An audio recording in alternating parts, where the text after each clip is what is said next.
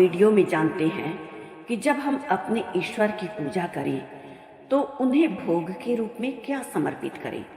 हमारे प्रभु की मनपसंद चीज क्या होती है, ईश्वर अपने भक्त से क्या चाहते हैं।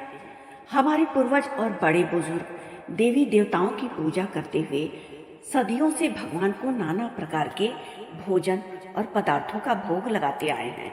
यह सनातन परंपरा से ही नहीं बल्कि भारत और दुनिया के बहुत सारे देशों में यह प्रचलित है कि भगवान को भक्तजन पूरे श्रद्धा भाव से मेवा, मिष्ठान, घी, दूध, फल सब चढ़ाते हैं।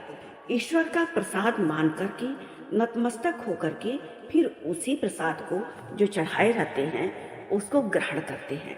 यह पूजा अर्चना का तरीका उस प्राचीन सामाजिक परंपरा का अंग है जिसमें भोज्य पदार्थों का चढ़ावा ईश्वर के प्रति भक्ति भाव और समर्पण का सबसे बढ़िया और बड़ा तरीका था। उस काल में मनुष्य के लिए भोजन से बड़ा कुछ भी नहीं था, क्योंकि भोजन मनुष्य बड़ी मुश्किल से जुटा पाता था और वही भोजन, वही भोज्य सामग्री अपने ईश्वर को भक्त चढ़ाता था। मतलब जो अथक परिश्रम से जुटाता था वो ईश्वर को चढ़ा देता था। फिर उसी भोजन को भोग के रूप में, प्रसाद के रूप में जब ईश्वर पा लेते थे तो भक्त उसको ग्रहण करता था। अब यह समाज में जो परंपरा है कि ईश्वर को हम 56 भोग चढ़ा दें, वह कुछ अलग तरह से प्रचलित हो गया है, जिसके कारण हम आज भी उसी श्रद्धा का पालन करते हैं। पर गहराई से अगर विचार करें तो क्या यह अनुष्ठान मात्र सांकेतिक है? वरना ईश्वर कहाँ हमारे द्वारा दिए हुए भोजन को ग्रहण करते हैं। वे तो हमारे भाव, आचरण, हमारे चरित्र का अवलोकन करते हैं। उनकी सृष्टि में अलग अलग के रंगों के हर पदार्थ मिलते हैं। उनकी प्रकृति में हर चीज है, फिर उनको हमारे द्वारा दिया गया भोग क्यों पसंद आएगा?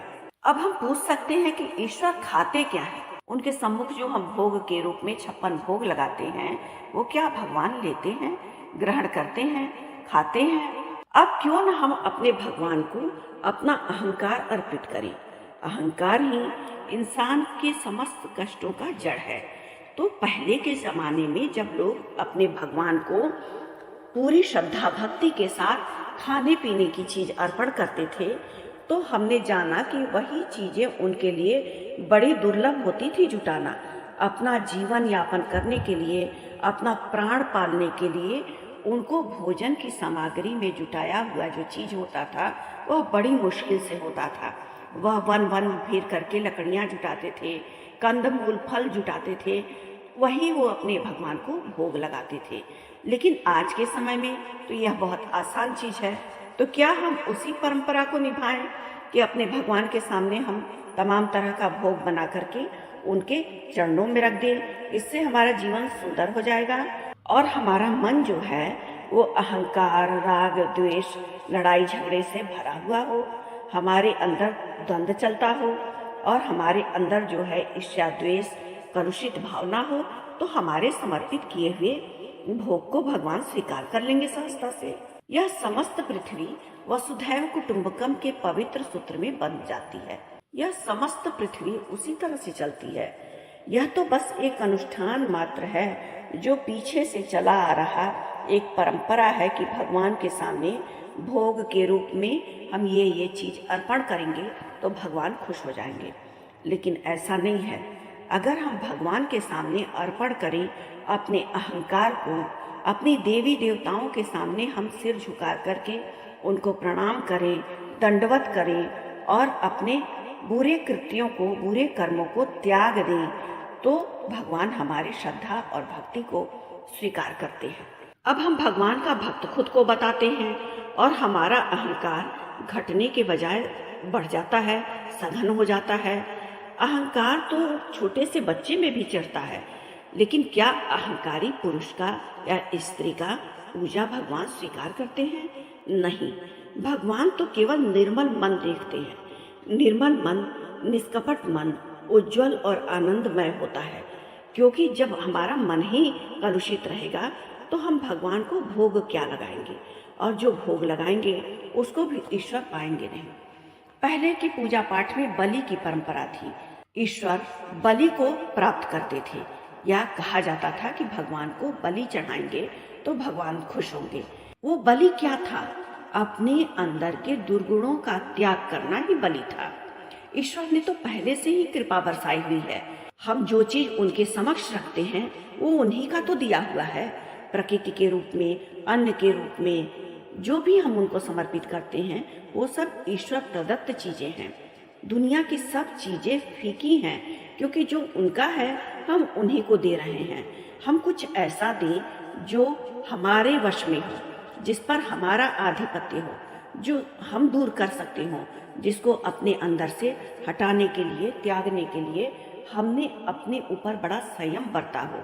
अगर वो सब हम ईश्वर के चरणों में समर्पित करें तो भगवान बहुत खुशी से लेते हैं। ईश्वर ने तो पहले से ही बहुत सारी कृपा बरसाई हुई है।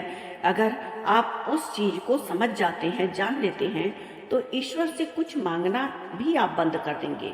ईश्वर को देने की, भोग लगाने की, भक्ति करने की, समर्पित करने की बात तो छोड़ो, भगवान के सामने जो हम बैठ करके कुछ चढ़ाते हैं, उसके बदले में कुछ अपनी मनोकामना मांगते हैं, वो सब खत्म हो सकता है अगर हम इन चीजों पर समझें आंतरिक रूप से। तो ईश्वर ने हमें सब कुछ दिया है। उदाहरण के तौर पर हम इस तरह से समझते हैं कि अगर हम किसी राजा के सामने खड़े हों और राजा बोले कि जो मांगना है वो मांग लो, मैं तुम्हें सब कुछ दे दूंगा, तो क्या हम उनसे अगर कहें कि हमें 1 किलो चना दे दो, हमें गुड़ दे दो, या हमें गेहूं दे दो, आटा दे दो, अपनी जरूरत की चीजें मांगे, तो लोग कहेंगे कि अरे ये खड़ा है राजा के सामने और मांग रहा है चना और गुड़। वैसे ही भगवान ने हमें हर अनमोल और कीमती चीज पहले से ही दे दिया है, जिसका कोई मोल नहीं है। फिर हम उनके सामने बैठ करके अपनी छोटी छोटी आवश्यकताओं के लिए पहले उन्हें पूजा पाठ भोग लगा करके रिझाते हैं और फिर मांगते हैं। क्या कभी हम समझते हैं कि सबसे अनमोल तो हमारा श्वास है, हमारी सांसें हैं। जब भगवान ने हमें जन्म दे करके हमारा जीवन दे दिया है, हमारी सांसें दे दी हैं, तो फिर हम भगवान से क्या छोटी छोटी चीजें मांगते हैं? क्या हमें जो सांसें भगवान ने दिया है वो कोई और दे सकता है? जो कोई और नहीं दे सकता वो भगवान देते हैं। वह अनमोल चीजें हैं। सांस जो दिया जा रहा है, जो हम एक एक सांस लेते हैं, जिस पर हमारा ध्यान भी नहीं जाता है, अगर उस एक सांस के प्रति भी भगवान कंजूसी कर दे और उसे बंद कर दे, तो पूरा जीवन रेत की तरह 1 मिनट में ढह जाएगा। जिस दिन श्वास आना बंद हो जाएगा, उस दिन हमें समझ में आएगा कि भगवान ने हमें क्या दिया था। भगवान ने तो वह कृपा पहले ही कर दी है, आगे और कृपा मांगना बनता ही नहीं है। भगवान ने उन दोनों तरह के लोगों को, जो उनके भक्त हैं या भक्त नहीं हैं, कहीं भी अपनी कृपा बरसाने में कोई भी कोताही नहीं की है। उन सभी को सृष्टि के रूप में, प्रकृति के रूप में वह सब चीज बराबर दिए हैं भगवान, जिससे उसका जीवन यापन हो सके। फिर भगवान से हम मांगते रहते हैं। हमें तो भगवान को धन्यवाद करना चाहिए और कहना चाहिए कि आपकी कृपा हमको प्राप्त है, यही सबसे बड़ी हमारे लिए पूंजी है। अगर कोई बच्चा अपनी माँ से ये कहना शुरू कर दे कि मुझे थोड़ा प्यार दे दो, थोड़ा दुलार दे दो, तो ये कैसा लगेगा? ये अच्छा नहीं लगेगा। ऐसे ही हमारे भगवान हैं। हमारे भगवान हमसे प्यार करते हैं। ईश्वर के पास तो करोड़ों माँ जैसा दिल है। वो अच्छी तरह से जानते हैं कि हमारे लिए क्या सही है और क्या नहीं सही है। तो ईश्वर हमें वही देते हैं जो हमारे लिए सही होता है। ईश्वर को प्राप्त करना कोई डिग्री प्राप्त करने जैसा नहीं है कि 5 साल का कोर्स कंप्लीट कर लिया और ईश्वर की डिग्री मिल गई।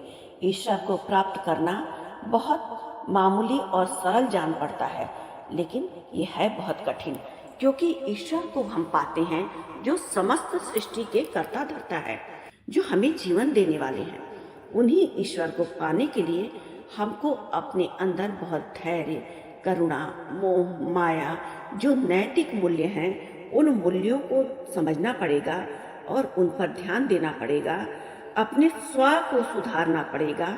हम में स्वयं कुंभ की तरह ईश्वर प्रस्फुटित हो जाएंगे, क्योंकि हमारे आत्मा में ही हमारे परमात्मा बसते हैं। अगर हम हमेशा दुख पर ध्यान देंगे तो दुखी रहेंगे और सुख पर ध्यान देंगे तो सुखी रहेंगे, क्योंकि हम जिस चीज पर ज्यादा ध्यान देते हैं वही लगभग हमारे जीवन में घटित होने लगता है। तो हमें ये समझना चाहिए कि अगर हम स्वयं को ईश्वर का भक्त कहते हैं तो सबसे पहले ये जानना हमारा कर्तव्य है कि हमारे ईश्वर को हमसे क्या चाहिए, हमारे अंदर कौन सा ऐसा दुर्गुण है जो हम त्याग सकें और वही दुर्गुण हम ईश्वर को अपने भक्ति के रूप में समर्पित करें कि आज से ये कार्य मैं नहीं करूँगा या नहीं करूँगी। हमारे ईश्वर थाली में पका पकाया भोग नहीं चाहते हैं हमसे। हमारे ईश्वर हमसे ये चाहते हैं कि जो उन्होंने मनुष्य जीवन जीने के लिए नैतिक मूल्यों का निर्माण किया है, हम उन्हीं मूल्यों पर चलें और अपने जीवन को कृतार्थ करें। तो आज की वीडियो में हमने ये समझा कि जो भगवान के सामने हम भोग लगाते हैं, उस भोग से अलग हट करके अगर हम अपने भावनाओं का, अपने त्याग का, अपने परोपकार का, समर्पण का भोग लगाएं तो हमारे प्रभु बहुत जल्दी स्वीकार करेंगे और आशीर्वाद भी हमें देंगे, क्योंकि ईश्वर तो निर्मल मन में बसते हैं। छली, कपटी, ईर्ष्या, द्वेष, जलन से भर करके हम अगर भगवान के सामने तमाम तरह का पकवान लगाएं भोग में और हमारे अंदर ईर्ष्या, द्वेष उसी तरह से रहे तो हमारे भगवान कभी भी उसे स्वीकार नहीं करेंगे, क्योंकि ईश्वर वो सब कुछ देखते हैं जो हम आप नहीं देख सकते हैं।